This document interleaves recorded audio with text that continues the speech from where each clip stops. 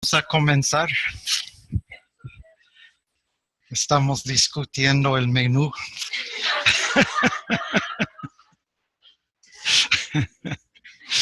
Bueno, bienvenidos a todos que están a distancia.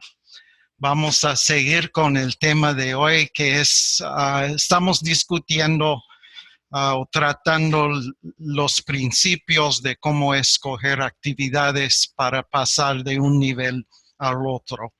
Y ayer tratamos de cómo lograr la alfabetización sostenible y hoy vamos a intentar por lo menos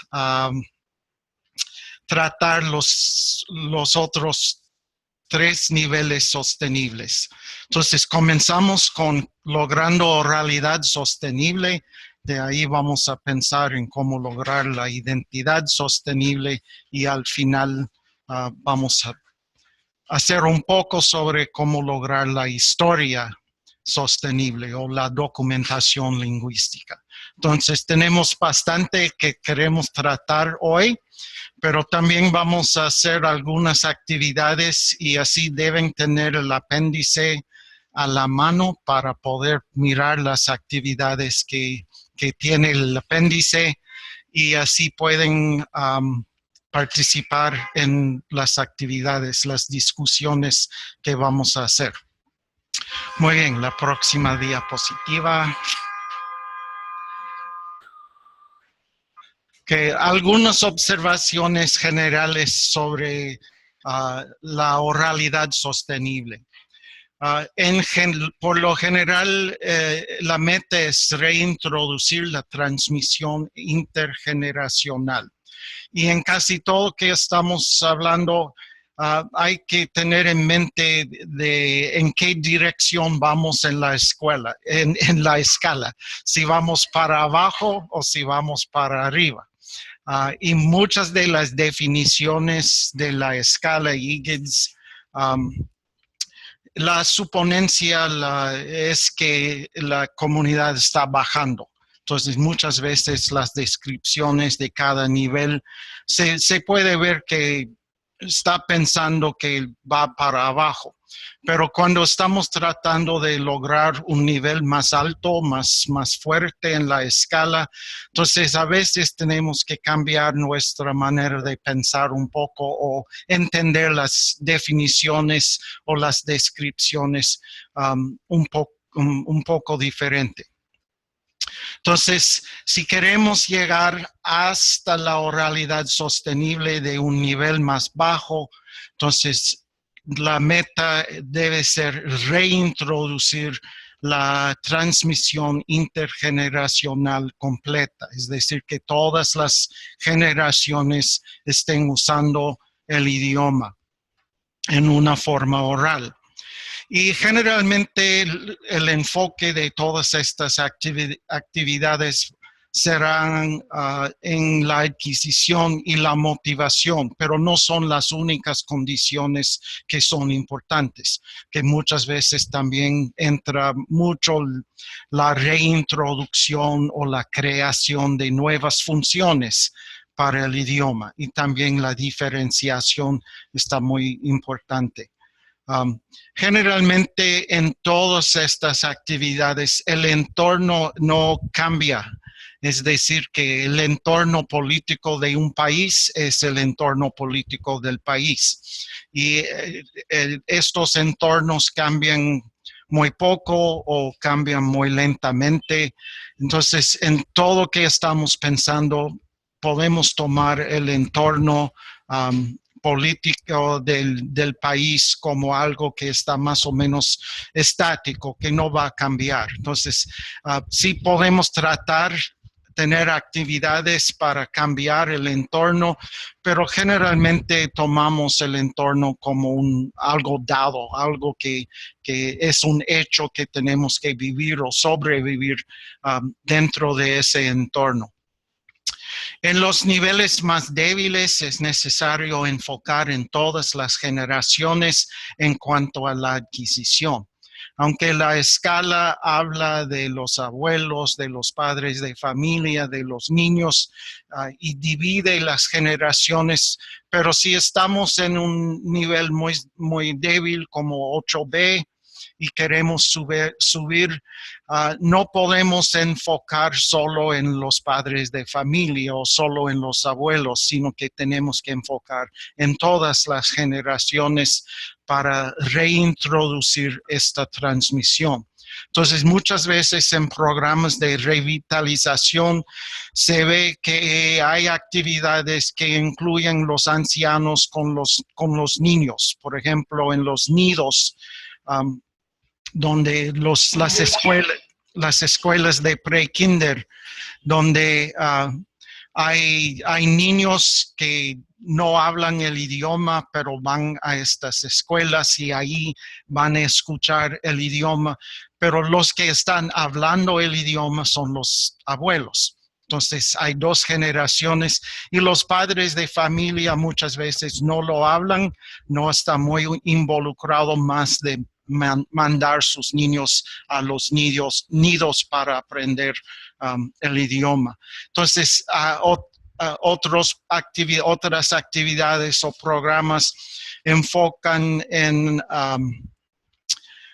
poner los ancianos juntos con los padres, los de la edad reproductiva, para que los ancianos sean los maestros y los padres de familia sean los aprendices, y así ellos comienzan a aprender el idioma o usar el idioma de nuevo, y así pueden comenzar a pasarlo a sus hijos, y así las tres generaciones están involucrados en todo el proceso.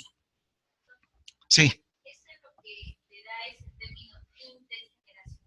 Sí, es de abuelo a padre, de padre a hijo, a nieto. Eso es, son las tres generaciones. Y uno de las citas en el texto o en el apéndice hace una distinción entre la producción del idioma, es decir, aprender cómo hablar, cómo producir el idioma, y la reproducción del idioma, que es la transmisión de padre a hijo o de una generación a otra. Entonces, esos dos procesos están, cuando hablamos de la adquisición, tenemos que pensar no solamente en enseñar a las personas a hablar el idioma, sino también que cómo introducir esta transmisión de una generación a la otra. Entonces, la producción y la reproducción. Y los recursos más importantes, especialmente en los niveles débiles 8A, 8B, son los ancianos que todavía hablan o por lo menos recuerdan el idioma. Ellos tal vez no lo hablan hoy en día, no están conversando o usándolo mucho, pero ellos sí recuerdan frases, recuerdan historias.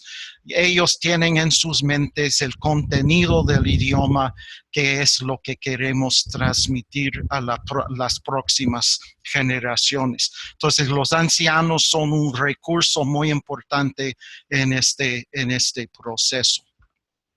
Y muchas veces los ancianos son los que tienen actitudes negativas hacia el idioma, porque ellos, por ejemplo, entre los nativos americanos, los indígenas de los Estados Unidos y de Canadá, ellos son los que sufrieron mucho bajo las políticas negativas de los gobiernos. Ellos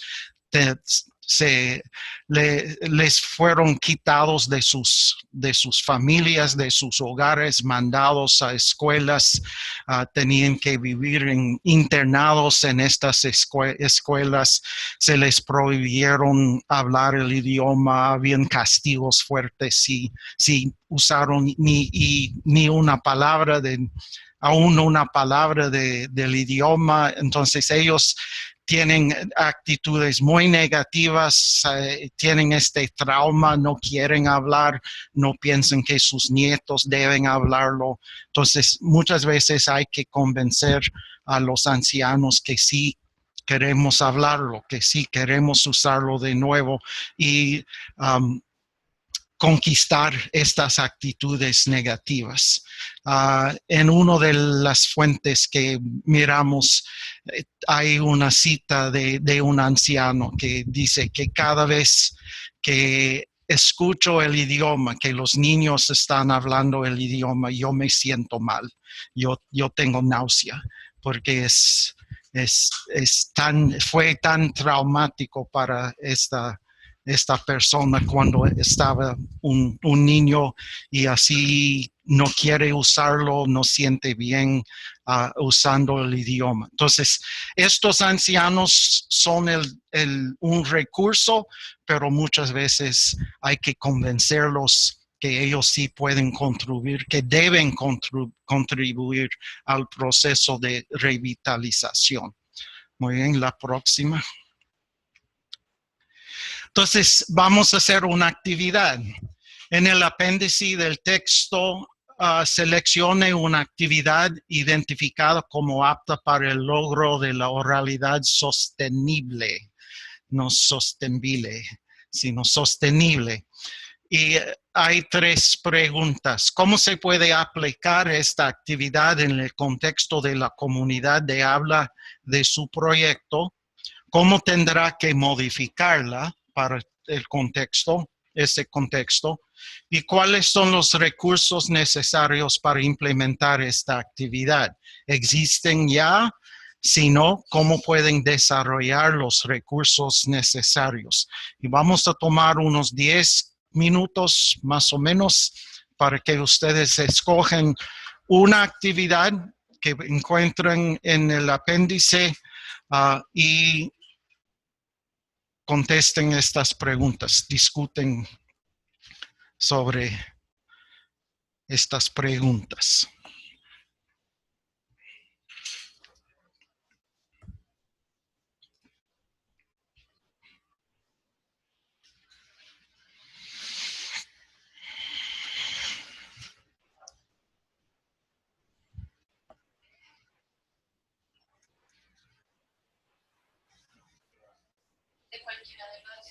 Sí, de cualquier. Hay, sí, para abordar cualquier de las condiciones, cualquier de los niveles entre 8B hasta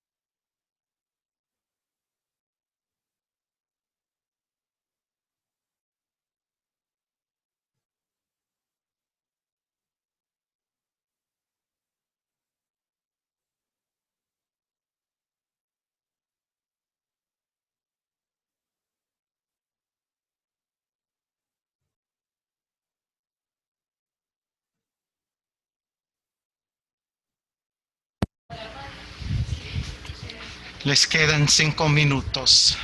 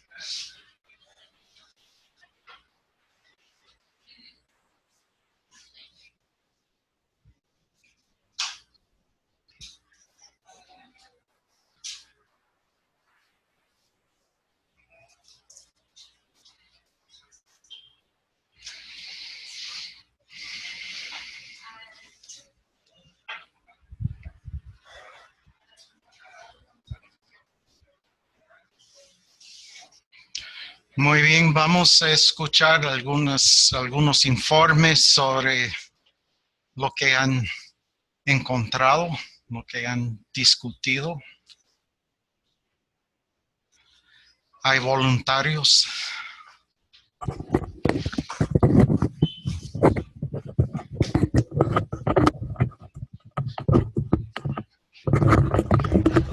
Los Mamba primero. Los mames.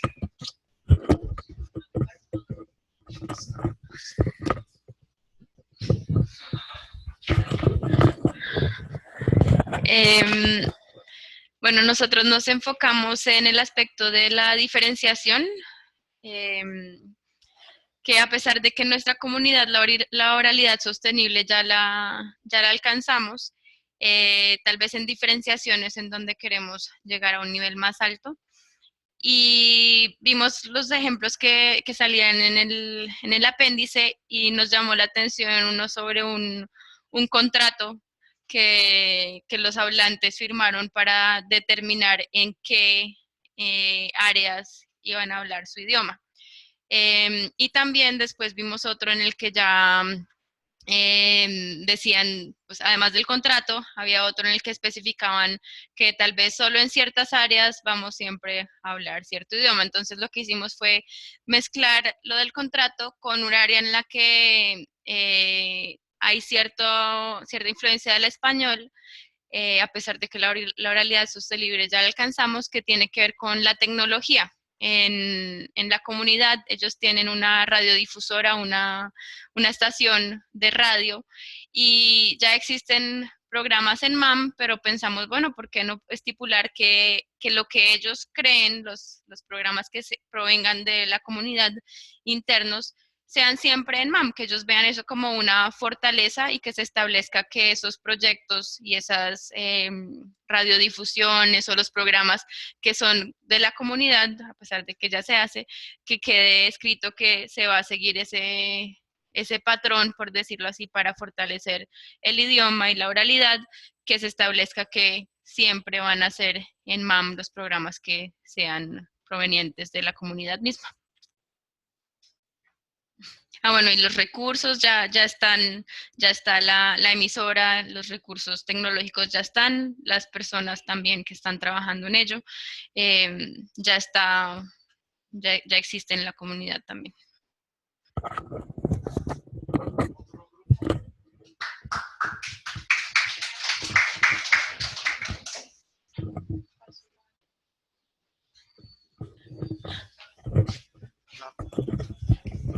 La próxima.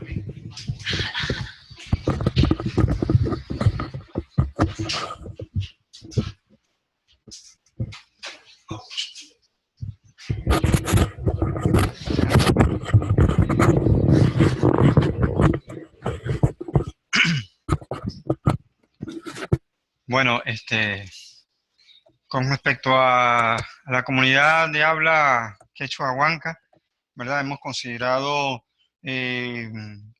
aplicar una estrategia de grupo de trabajo, que es crear un grupo de concientización para el uso del idioma, ¿verdad?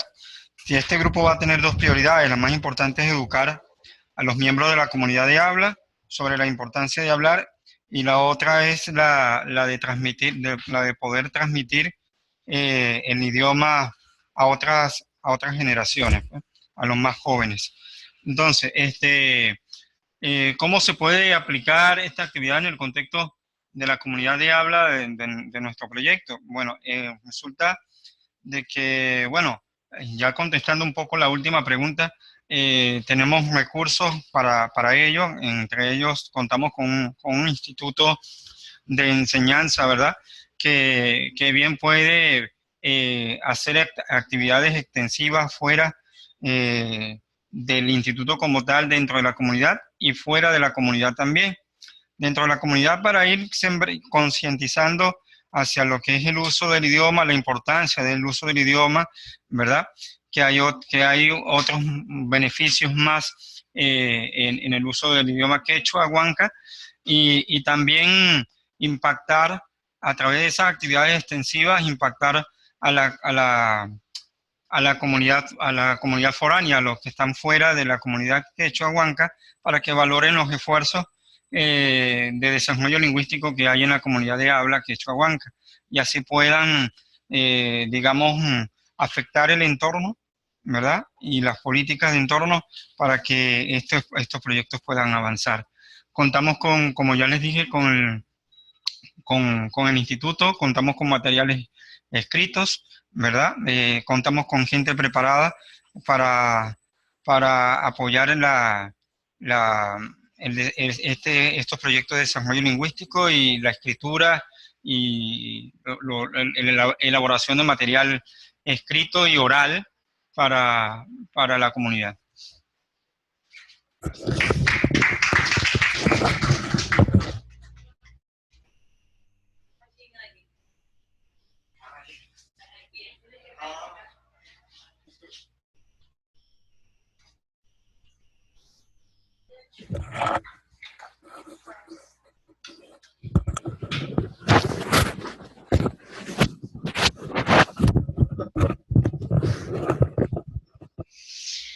Ya, en el caso de los Mastanaguas, nosotros todavía nos falta mucho para alcanzar este nivel, pero las ideas son muy parecidas a las de Jean Paul, que también por la radio, ¿no? Construir relaciones sobre todo para que en la radio se transmite en el pueblo, se haga saber a las demás personas sobre la etnia Mastanagua y sobre su idioma y todo eso. Y dentro de la misma etnia, hacer unos talleres con los padres de familia para crear, para que ellos puedan visualizar la visión, ¿no? De apreciar lo suyo, el idioma, y también a los niños darles, leerles historias bíblicas dentro de la comunidad, ¿no? Y fuera de la comunidad, como hemos dicho, lo de la radio, pero también buscar sobre todo relaciones para que la gente de afuera pueda apreciar y los mismos mastanahuas al ver esto se sientan orgullosos de lo suyo, ¿no? Eso es.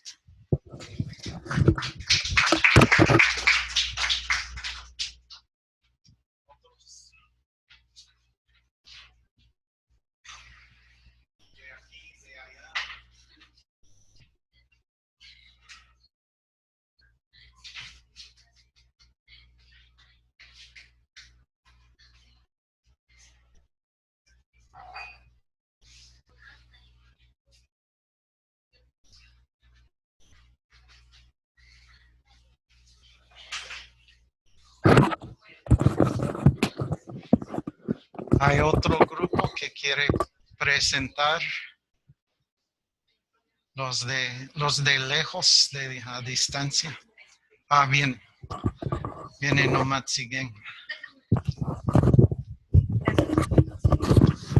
Bueno, nosotros somos, yo, de la lengua nomatzigenga, y seleccioné una actividad referente a las funciones, porque nosotros, si bien usamos la lengua en muchas funciones cruciales para la vida, hay una en la que no usamos, que es el campo religioso, ¿no? Que es en la iglesia.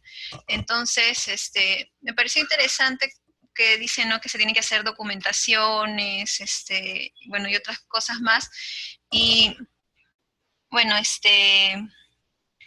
yo creo que acá, como queremos, de una forma u otra, introducir la lengua a este campo, debemos, lo que habíamos pensado, ¿no?, con mi compañera Belén, que no se encuentra acá porque ella está en la comunidad, era que se iban a hacer como un instituto de liderazgo y discipulado para que los mismos nativos, ellos aprendan, ¿no?, se les disipule, y para que ellos, en un futuro cercano, ellos puedan también discipular en su propia lengua a los de su comunidad.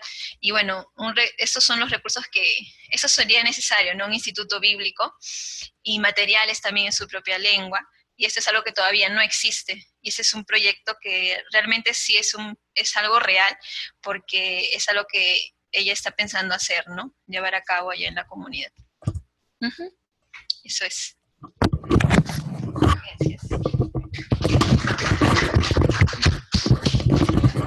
Muy bien, vienen los misquitos.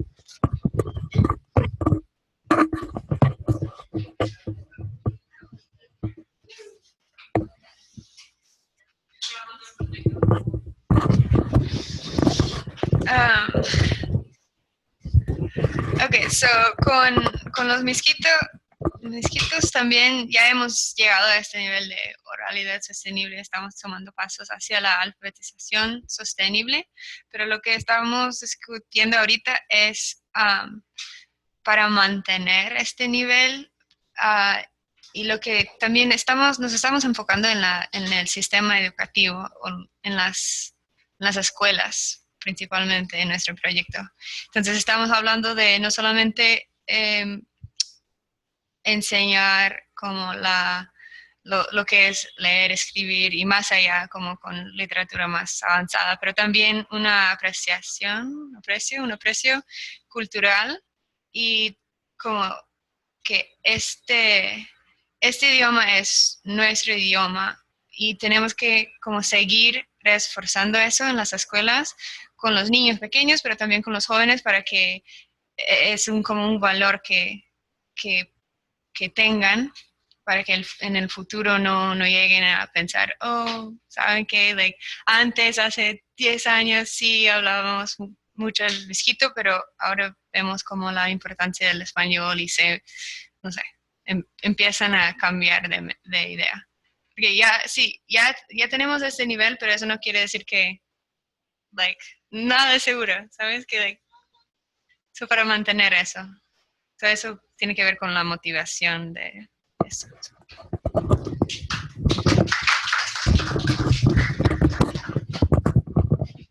Muy bien, entonces a ver si alguno de... Ok, hermano Hernán quiere compartir. Adelante, hermano. Puede encender su micrófono, le escuchamos aquí. Muy bien. ¿Me escuchan? Ok. Bueno, saludos a todos.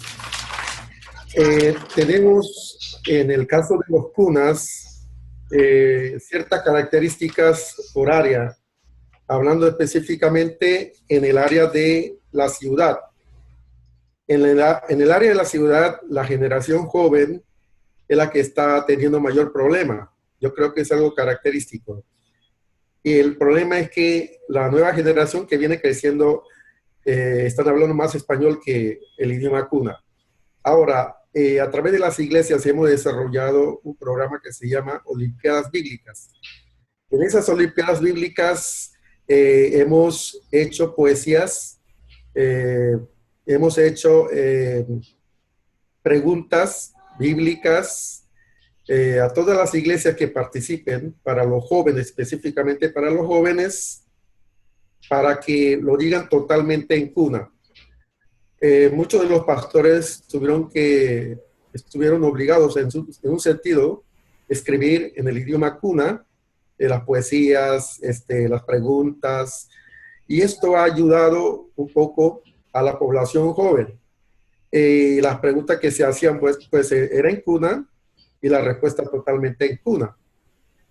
Y de esta manera pienso pues que es un programa que estamos implantando o desarrollando a nivel de las iglesias. Queremos hacer a nivel de las comunidades, pero en la misma ciudad. En las otras áreas, las costas y en las montañas, la oralidad se puede decir que hay un 90 a 95% hablantes, y en ese sentido no tenemos tanto problema. Lo que estamos ya involucrando es la parte de la alfabetización, hacer un trabajo un poco más fuerte. Pero estamos más concentrados en el área de la ciudad para ver de qué manera podemos abarcar mayor cantidad de gente joven y motivar a los padres en sus hogares para que puedan practicar todos los días. Y también sacamos un material muy bueno para niños que vayan memorizando totalmente en cuna y de esta manera puedan compartir entre ellos.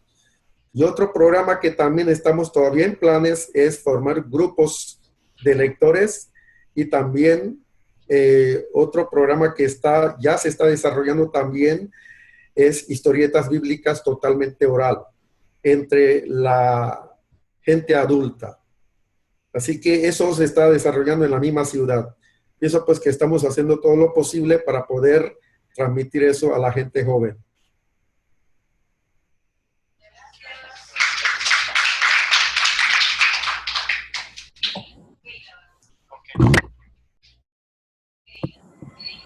Hola, buenas.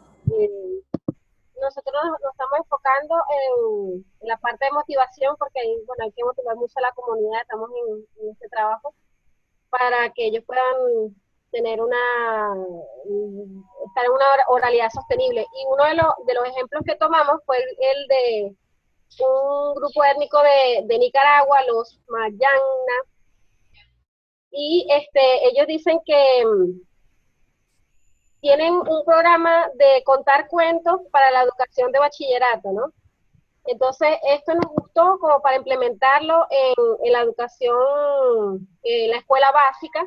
En la comunidad hay una escuela básica y pues está muy buena esta idea para motivarlos a utilizar el idioma contando cuentos en el idioma durante 15 minutos en la clase todos los días. Entonces sería algo, para empezar, algo muy bueno que podría motivar empezando por los niños. Y el enlace de nosotros sería los maestros de la escuela. Uno de ellos es de la misma comunidad y es hablante de Jibo. Entonces ya él está motivado, sería como acordar eso con, hacer un plan, pues una campaña de motivación juntamente con él para hacer esto e implementarlo en la escuela.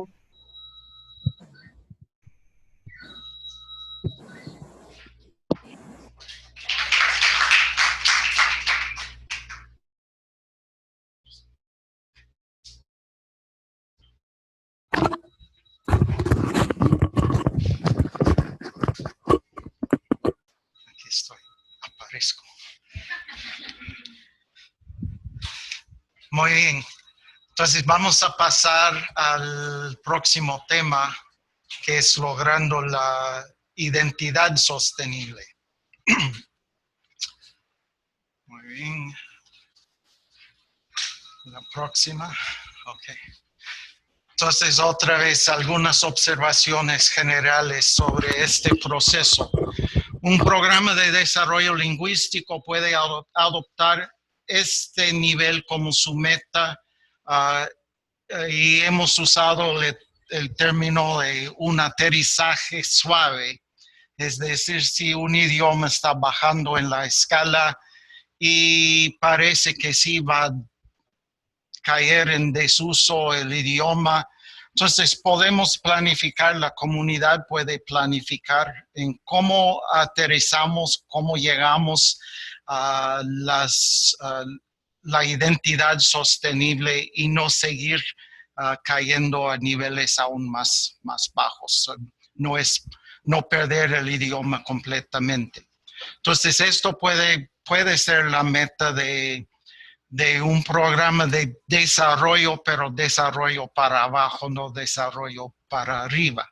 Entonces, esto no es muy común porque muchas veces si una comunidad va bajando, muchas veces nosotros que estamos de afuera no queremos meternos con un programa así que parece que va a ser un fracaso.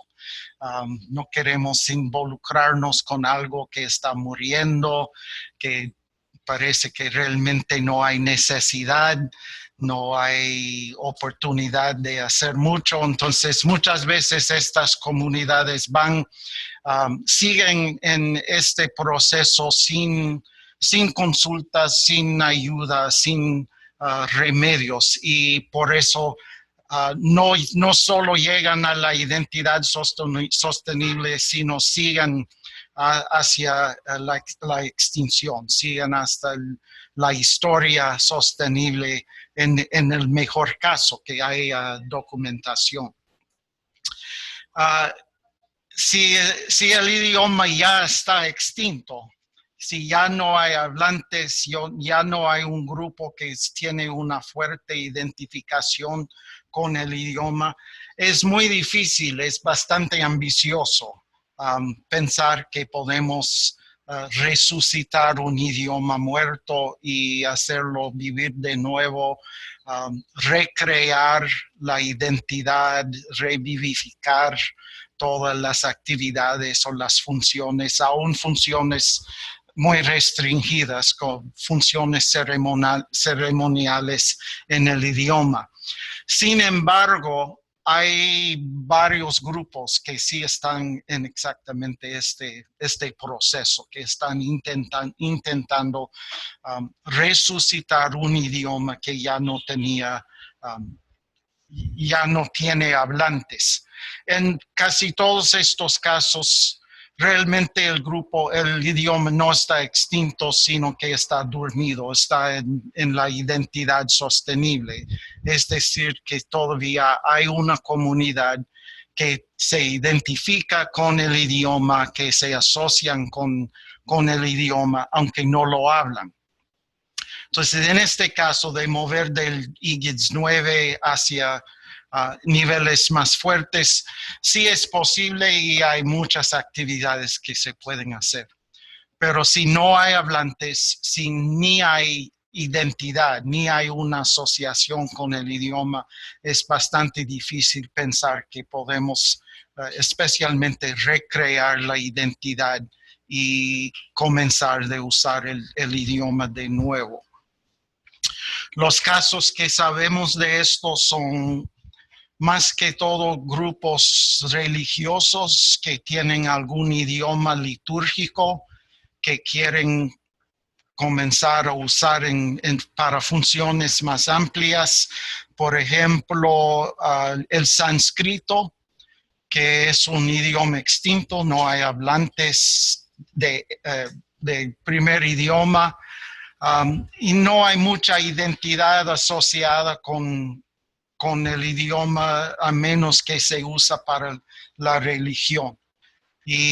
Pero sí hay un grupo que está promoviendo el uso de nuevo de sánscrito como un idioma de uso diario.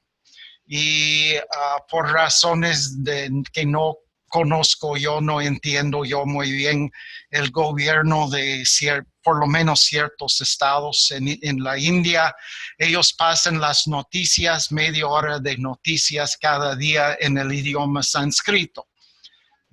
Pero no sé qué es el propósito de esto, a menos que hay algunos activistas que quieren que el idioma se usa más.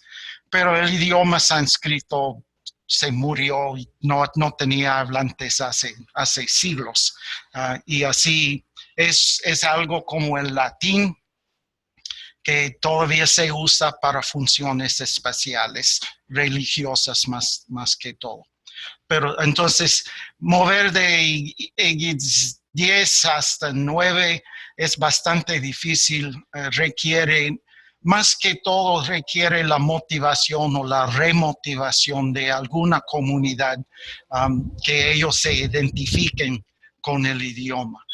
Generalmente, uno de los principios del modelo del Zoom es que se necesita la identidad para llegar a la oralidad, que no se puede pensar que una persona va a hablar un idioma como su propio idioma, como L1, si esa persona no se identifica como hablante o como miembro de ese grupo étnico.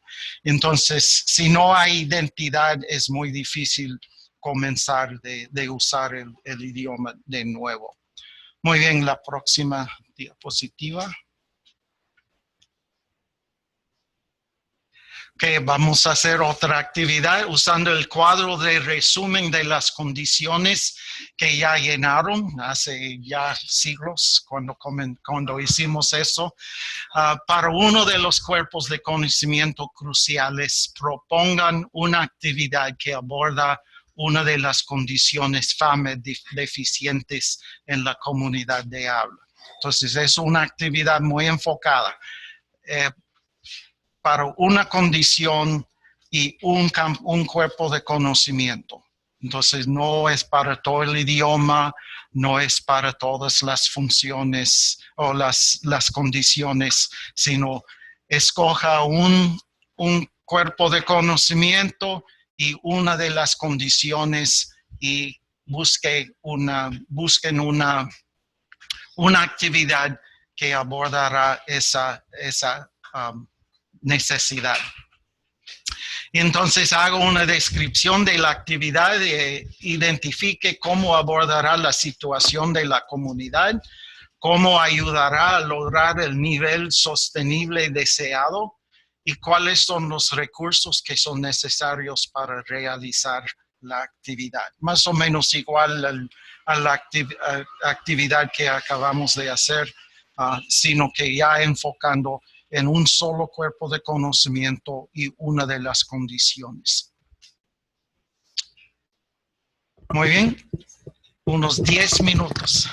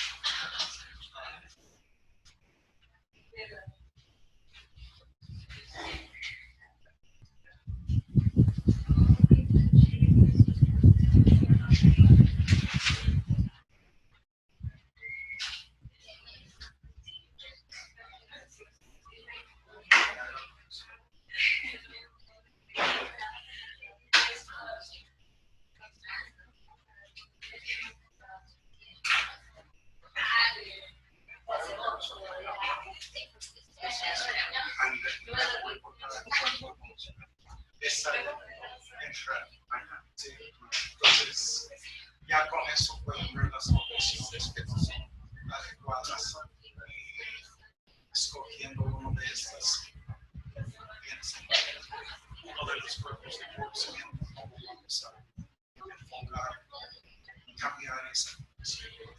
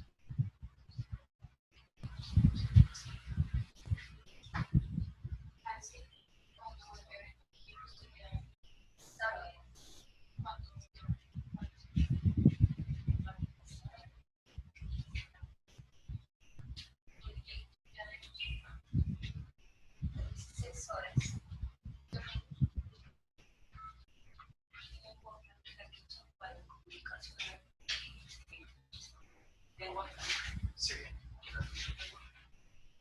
Sí. Puede ser escrito o oral. Sí.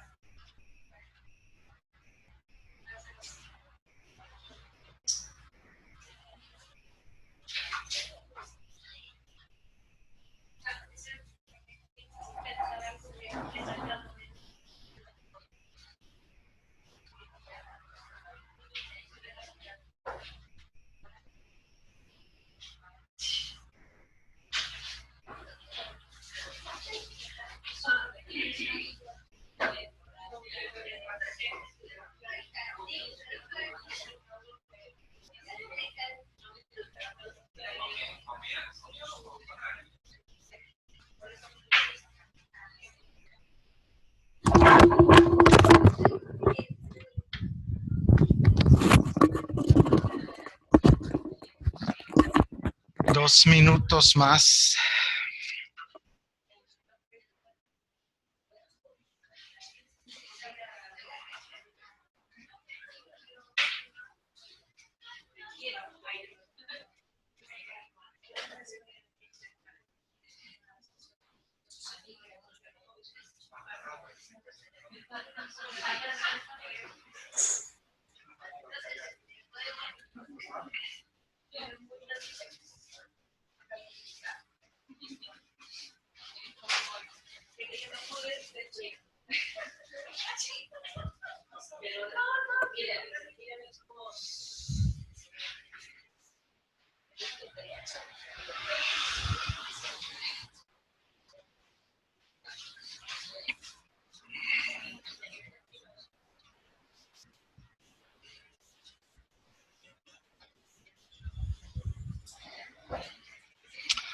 Muy bien. Hay un voluntario para informar.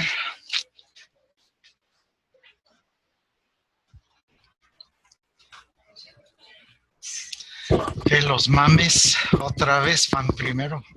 Son los super mames.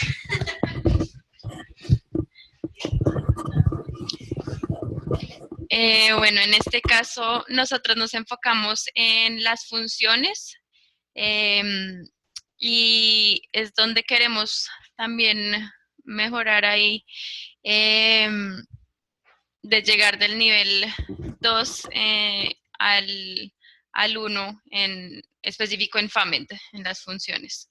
Entonces vimos un ejemplo de Australia en el que utilizaban la grabación de video y con audio para fortalecer ciertas áreas y mencionaban plantas medicinales. Y cuando estábamos haciendo lo de los campos de conocimiento, vimos que no teníamos mucha información en cuanto a este campo de conocimiento en la comunidad. Tal vez nosotros también por la relación con el informante nos faltó más preguntar ahí, pero pensamos que esa creación de documentación no solo escrita, sino de video, de audio, sería algo que podría fortalecer mucho también la accesibilidad y también esa identidad de algo que sea propio de la comunidad, pero mezclándolo con un aspecto, un campo de conocimiento también como la tecnología. Entonces es medicina y tecnología, fortalecen ambos ese conocimiento de la comunidad y refuerza la identidad en cuanto a sus prácticas o costumbres.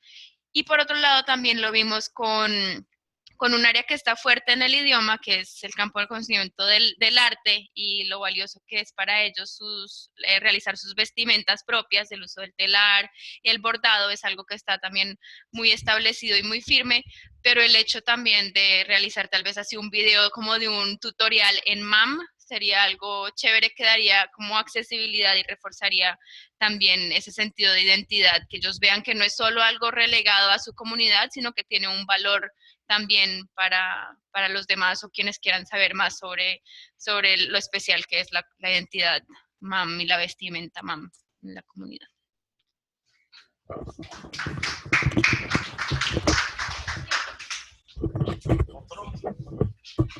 Otros.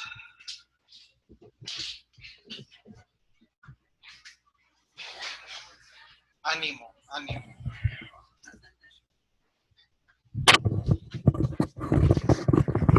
Buenos días, aquí del pueblo de Nicaragua, Puerto Cabezas, Misquito. Bueno, nosotros en esta oportunidad, en esta actividad, nos enfocamos dentro de las condiciones FAME en lo que es el entorno. Siempre vemos que, creo que en general, siempre lo que más afecta a una comunidad es el entorno en el cual puede estar sumergido.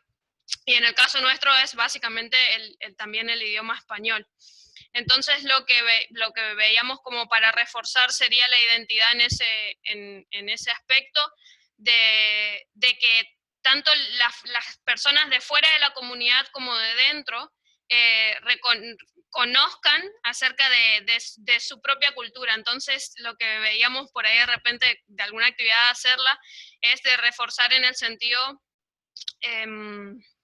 de festividades o fiestas típicas de la cultura en un lugar público, que también las personas afuera puedan reconocer sus bailes típicos, porque tenemos esos también, y que puedan reconocer eso. Así que sería como el reforzar en lo que es que el entorno conozca también la cultura. Creo que...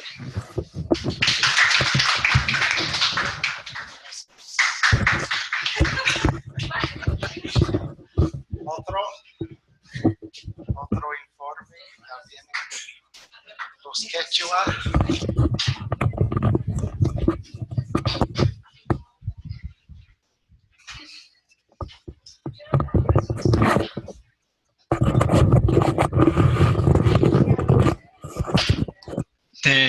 Bueno, viendo el cuadro, detallamos que hay cierta debilidad en la condición de adquisición, ¿verdad?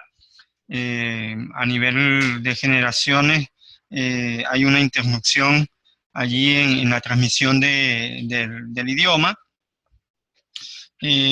Pasa lo siguiente, las madres están hablando el quechua en sus hogares y en todos los ambientes, pero los varones, los varones están siempre queriendo hablar español porque, bueno, con la promesa de que van a ejercer cargos públicos, van a tener mejor economía, mayor beneficio económico, y este pensamiento, esta forma de pensar, la están transmitiendo a sus hijos jóvenes y niños, ¿ok? No vas a hacer nada con quechua, no vas a hacer nada con tu idioma huanca, ve hablando español, no vas a poder a la universidad con huanca, no vas a poder ejercer un cargo y ganar buen dinero con huanca. Entonces, como hay un problema de adquisición, usamos el cuerpo de conocimiento de las tradiciones, ¿verdad?, para reforzar esa identidad, porque vemos que el problema de adquisición radica prácticamente en lo que es la identidad, o mejor dicho, o viceversa, el problema de identidad radica principalmente en la adquisición. Entonces, no solamente se proponen actividades de realce y de muestras, exposiciones de la cultura, de las tradiciones, costumbres de la comunidad quechua huanca, no solamente por cumplirlas, sino también con un propósito específico de hacer tomar conciencia, de concienciar a toda la comunidad del sentimiento de ser un quechua huanca, no solamente en cuanto a ser uno más del grupo, sino también a valorar su identidad como huanca y al idioma como parte de esa cultura, porque ese es otro detalle, no se está viendo el idioma como parte de la propia cultura huanca. Entonces, la actividad principal está enfocada en eso, en reforzar actividades que promuevan las culturas y las tradiciones tanto dentro de la comunidad como fuera de la comunidad.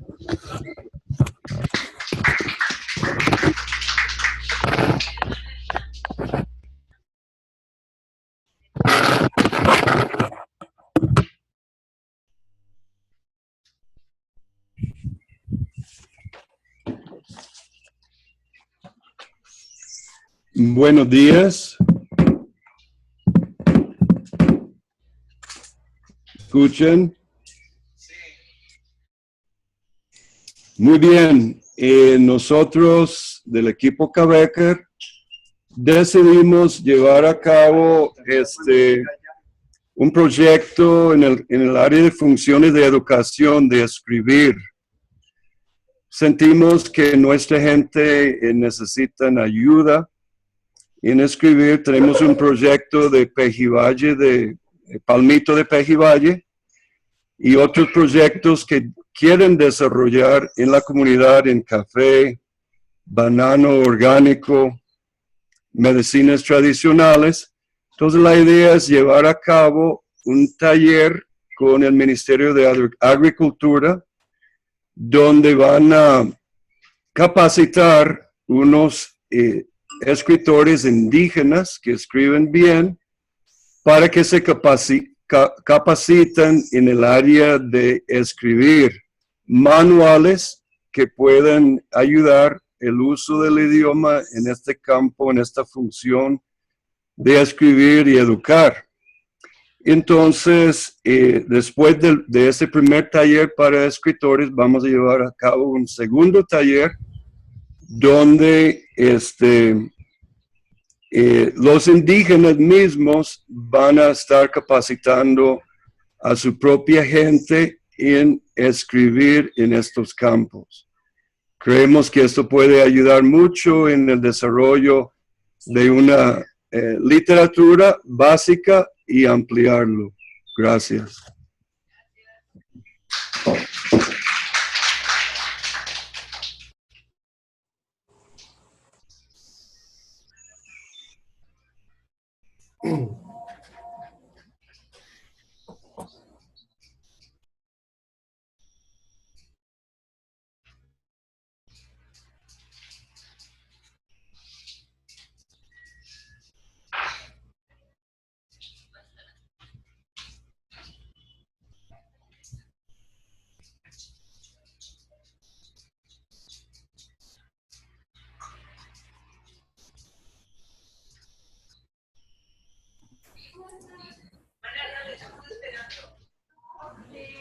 Buenas. ¿De Panamá? ¿Me escuchan? Muy bien. En cuanto a Panamá, estoy enfocándome más en la generación nueva, que son los jóvenes, en la ciudad. Creo que es la generación donde está más amenazado. Y ubico en 6B, tratar de llevar de F4 a F1. Y una de las cosas que quiero, pues pensando en la tecnología, de cómo aprovechar el chateo, que es muy común entre los jóvenes, pero hacerlo como un instrumento en donde ellos puedan compartir frases en el idioma cuna y que hagan el esfuerzo de escribir en cuna. Y también usar el mismo micrófono para que vayan conversando en cuna. Buscar una motivación fuerte para que vayan teniendo esa práctica constante, diario. Saludos, frases pequeñas, y así de esta manera involucrar a mayor cantidad de jóvenes, porque muchos jóvenes universitarios son analfabetas cunas, es decir, en el idioma cuna, que necesitamos trabajar bastante en eso. Aparte de esto también desarrollar campañas fuertes entre las poblaciones. Estoy hablando de la misma ciudad, que es donde más vemos amenazado la oralidad. Así que ese es el pequeño plan, pues, práctico que quisiéramos poder desarrollar. Gracias.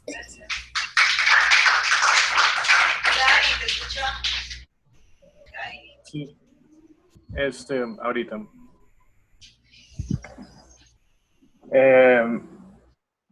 Bueno,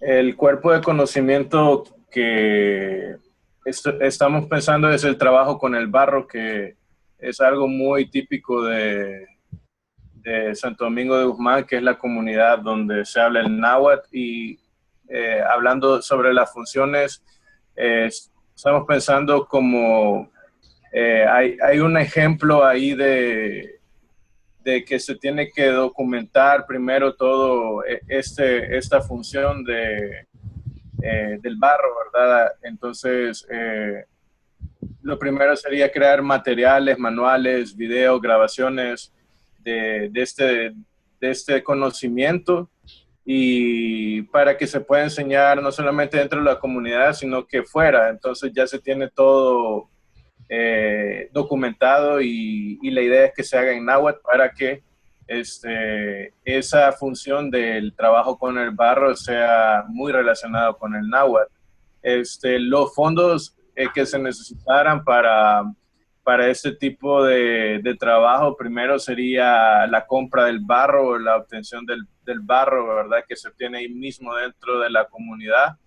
Y lo otro sería los incentivos para los facilitadores, que obviamente son señores que hablan náhuatl y saben del barro, y también el financiamiento para el equipo con el que se va a documentar todo eso.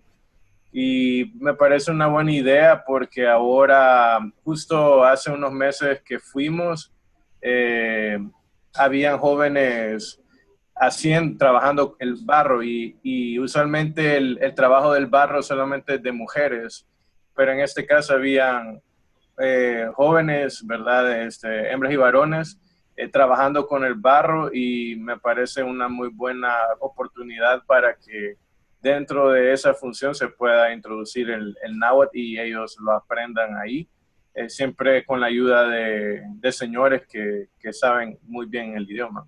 Así que es de llevarlo del F4 al del F4 al F3, y pues de esa manera ganar o conquistar esa función solamente.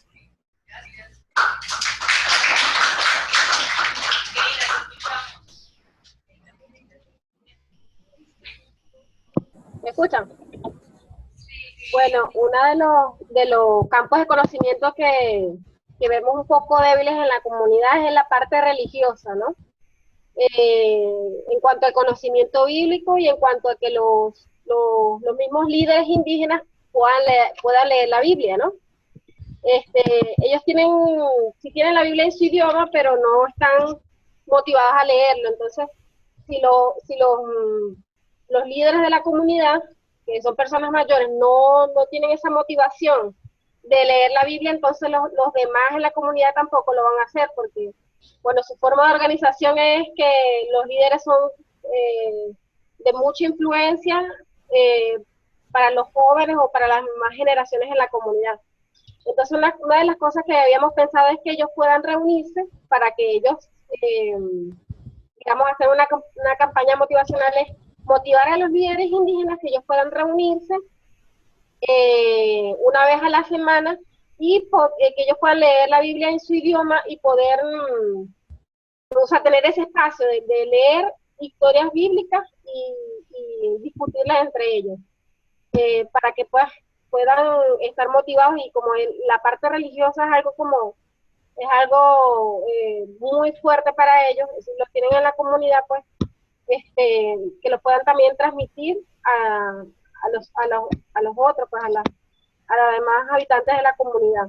Entonces eso fue lo que pensamos, fortalecer la parte religiosa, este campo de conocimiento que necesita, pues, estar fuerte.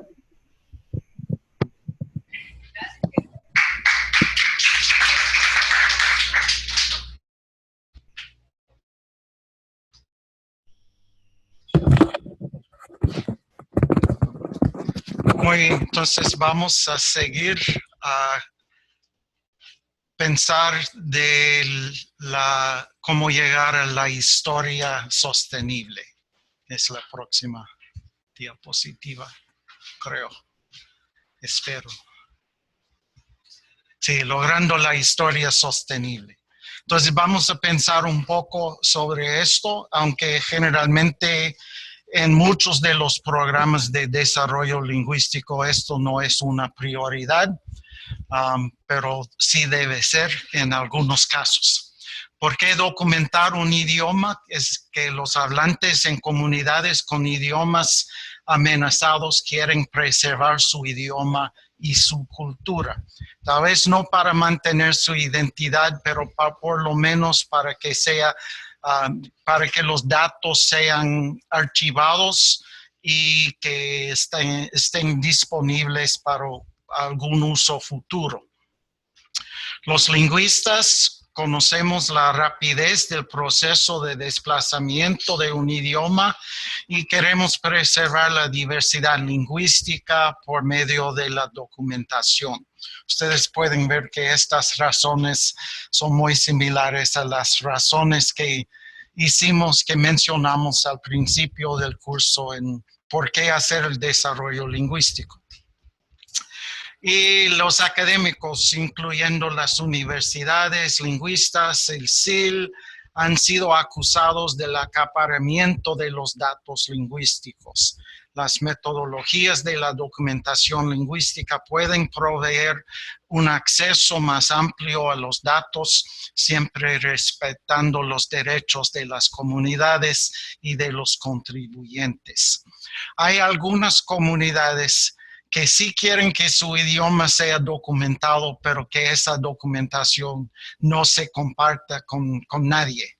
Entonces, que se quede reservada para la comunidad misma y que no hay extranjeros, no hay personas de afuera que pueden aprender cómo hablar el idioma, que pueden aprender de la cultura. En muchos casos, los lingüistas que estudian estos idiomas tienen que prometer que no van a publicar, que no van a decir a nadie más lo que ellos están aprendiendo, solo que ellos van a documentar y guardar todo esto para la comunidad. Entonces, eso es uno de los problemas de la documentación, que muchas veces hay comunidades que no quieren que su idioma esté documentado. Entonces hay que establecer una relación con la comunidad, una confianza en que ellos sí pueden expresar sus deseos y que esos deseos sean respetados. La próxima. ¿Y qué es la documentación lingüística? El señor que estamos citando aquí, Himmelman, él es tal vez el experto más conocido sobre la documentación. Él dice que es el registro de las prácticas y tradiciones lingüísticas de una comunidad de habla. Entonces, en esto es diferente de la descripción lingüística. La documentación no es la misma cosa. La descripción es lo que ustedes están aprendiendo en cómo describir el sistema fonológico. Van a tomar cursos en la morfología de cómo describir la gramática del idioma. Eso es la lingüística descriptiva. Aquí estamos hablando de la lingüística documentaria o la documentación lingüística, que es un registro de las prácticas, del uso y las tradiciones, las normas, son términos que nosotros hemos usado de una comunidad de habla. Es un conjunto más amplio y más inclusivo de actividades que la lingüística descriptiva. No es puramente descriptivo, incluye aspectos antropológicos y sociológicos, la documentación del idioma y la cultura de una comunidad.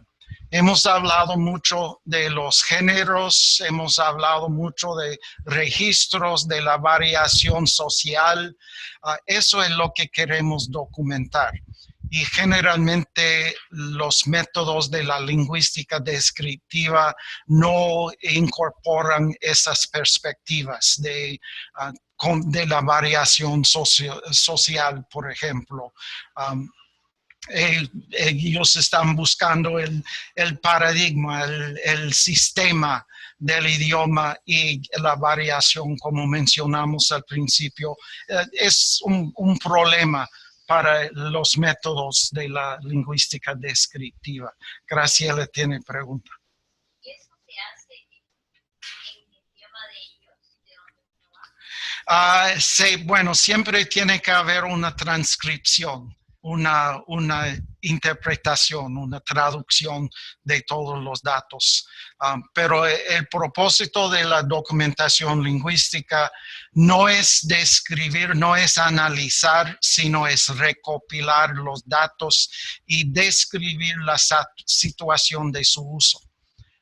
Entonces, si queremos tener un cuerpo de textos, un cuerpo de palabras y frases y todo, pero más que todo queremos saber cuándo se usa esta frase, cuáles son las situaciones en que uno dice esto, porque no es suficiente solamente saber las palabras, sino saber las normas. Entonces, la documentación tiene este enfoque más grande de solo recopilar datos lingüísticos. se puede hacer en cualquier idioma que otros pueden entender. Es para compartir, sí. En su práctica, la documentación lingüística incluye la recopilación, la anotación y el archivo de datos sobre las prácticas y tradiciones lingüísticas. Entonces, es la recopilación de los datos, la anotación, que esto se usa en ciertos días, en ciertas ceremonias, por hombres, por mujeres, por ancianos, por jóvenes, y así todos los datos que describe la situación, las normas de uso, y todo esto se guarda para el análisis que se puede hacer más lentamente, que se puede hacer más detenidamente después. Muchas veces cuando un idioma está muy amenazado, si coleccionamos los datos y tratamos de analizarlos, vamos a gastar mucho tiempo en el análisis mientras que los hablantes mueren y ya no hay más datos que podemos recopilar. Entonces la documentación, un enfoque de la documentación es la colección bastante rápida de todos los datos posibles, pero no solo datos lingüísticos, sino datos de normas de uso, ese cuerpo de datos mucho más grande. La próxima. Y entonces, ¿cómo se hace? Generalmente es mejor si se hace en colaboración con la comunidad. ¿Y cuáles son las metas y los deseos de la comunidad? Eso es la pregunta. Si quieren hacerlo únicamente para preservar una historia, es una razón, pero si quieren preservarlo para poder revitalizar, para aumentar las funciones, para mantener la identidad, para llegar a la oralidad sostenible. Entonces son otras metas, pero esto tiene que decidir en colaboración con la comunidad. Nosotros los científicos venimos de afuera y tenemos nuestras metas, que es recopilar datos, archivarlos, llevarlos a una universidad donde tenemos todo nuestro equipo técnico y podemos escuchar y analizar y hacer todos los estudios. Pero esto no sirve mucho a la comunidad. Sirve a nosotros, pero no sirve mucho a la comunidad. Y con respeto por los valores de la comunidad, hay algunos ritos o ceremonias que son privadas, que no quieren que sean publicadas, que no quieren que muchos de fuera saben de esto. Y entonces, ¿cómo se define la muestra del idioma que se documentará? Esto también es una decisión de la comunidad. ¿Qué vamos a preservar de nuestras normas de uso? Muchas veces los antropólogos y los lingüistas, nosotros queremos las cosas raras. Queremos grabar los textos rituales, queremos grabar las ceremonias. Y lo que se pierde son las conversaciones diarias. Cómo habla uno de la vida diaria. Y eso se pierde. Entonces, cuando quieren revitalizar su idioma, ponerlo en uso otra vez, ni saben cómo saludar, ni saben cómo conversar del clima, no saben estas conversaciones muy comunes, pero sí pueden rezar una oración al santo fulano de tal, pero sí no pueden conversar, no tienen los datos para reintroducir el uso del idioma. Y con el consentimiento informado de cada participante de la comunidad como un grupo. Es decir, estas son personas. Cuando no los vamos a tratar como conejos de India, no los vamos a tratar como sujetos de un experimento, sino ellos son personas, hay que respetar su identidad como una persona, como un individuo, y hay ciertas normas de ética en la ciencia lingüística, en la antropología, que siempre cada actividad sea con la plena voluntad de cada participante, que ellos saben de por qué estamos haciendo esto, por qué queremos que ellos dicen estas cosas, por qué están participando en esta actividad, qué vamos a hacer con los datos, quiénes van a saber quiénes son. A veces puede ser peligroso, pero más que todo muchas veces es un poco avergonzoso para una persona estar en una película, un video mostrándole, diciendo ciertas cosas.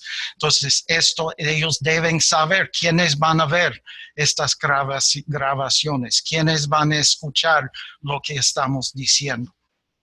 Y cómo se divulgan los productos de la documentación. ¿Estarán solo archivados en un museo o en una biblioteca, o los vamos a pasar por la televisión en un documentario que usamos para ganar dinero, cosas así? ¿Y dónde, cómo se archiven? ¿Será un museo, una biblioteca, en una colección privada del investigador? ¿Dónde van a estar estos y que hay acceso? ¿Tendrá la comunidad acceso a los datos cuando ya están archivados? Muy bien, la próxima.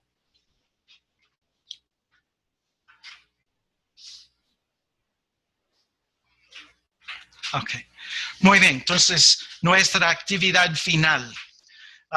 En la página 17 del apéndice, si están mirando al PDF, pueden pasar a la página 17. Ahí se describe el método BOLD, que es la documentación lingüística oral básica, que más o menos completamente al revés del inglés, es el DLOB en español. Entonces, ese método BOLD, Basic Oral Language Documentation, es un método que se ha desarrollado especialmente para comunidades donde no hay muchas personas alfabetizadas, que no podemos estar sentado en la mesa con una persona y decirles, bueno, escríbeme todas las palabras o todas las frases o una conversación típica usando su idioma. Si no son alfabetizados, eso no es factible. Entonces, lo que querían es un método bastante rápido, en que uno podía coleccionar, recopilar estos ejemplos del idioma. Y este método usa la transcripción oral.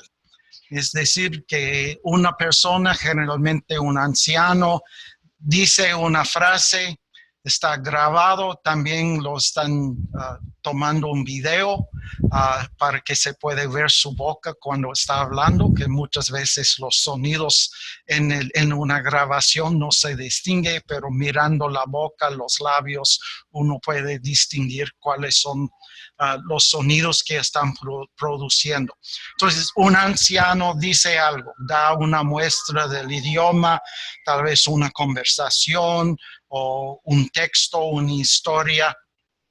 Hay otro ahí que el anciano se pide que lo dice como siempre lo dice.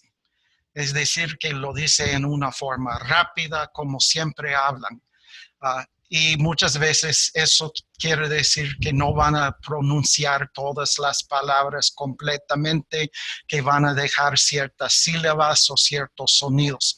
Entonces hay otro, puede ser un joven, otra persona que escucha lo que dice el anciano y lo repita en una forma muy lenta y correcta.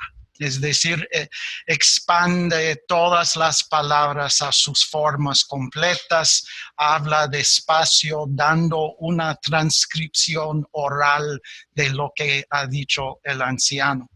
Y después viene otra persona que lo traduce a un idioma de comunicación amplia.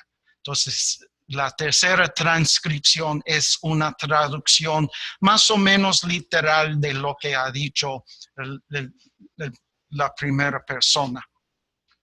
Entonces, pueden leer de este método y contesten las siguientes preguntas. ¿Quiénes pueden servir para informante de las formas y usos del idioma? ¿Quiénes pueden proveer las transcripciones orales en el idioma hablando lentamente y en el idioma de comunicación amplia? ¿Cuáles son los recursos que necesitan para usar esta metodología? Financieros, humanos, materiales, etcétera. Entonces, quiero que ustedes hagan esto como una tarea, porque ya se nos fue el tiempo. Que lo hagan como una tarea pensando en la situación de su proyecto. Si supongamos que piensan usar el método BOLD para comenzar la documentación de su comunidad de habla, y entonces, ¿cómo van a hacerlo? ¿Cuáles son, quiénes son los recursos humanos que pueden usar para dar los datos primeros, para dar las transcripciones, y qué otros recursos se necesitan? ¿Dónde van a conseguirlos si no existen ya en la comunidad? ¿Hay alguna pregunta o comentario?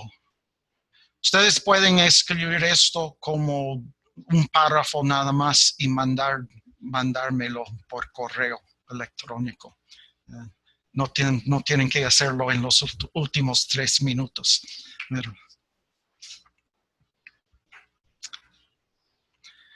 ¿Preguntas o comentarios?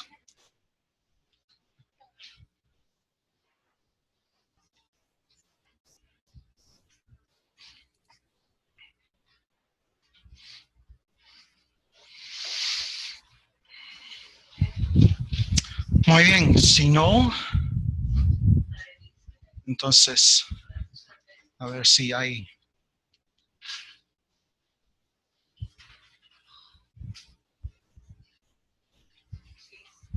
Que hay una.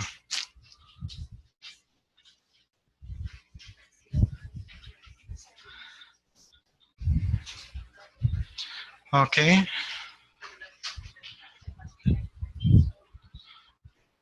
Muy bien, si no hay, entonces vamos a terminar para hoy. Y mañana Eva va a comenzar un tema nuevo que es cómo organizar dentro de la comunidad para llevar a cabo estos proyectos de desarrollo. Y vamos a comenzar a hablar de sistemas de gestión, de cómo gestionamos a todas estas actividades y todas las personas que se involucran en un proyecto de desarrollo lingüístico. Muy bien, entonces muchas gracias y hasta mañana.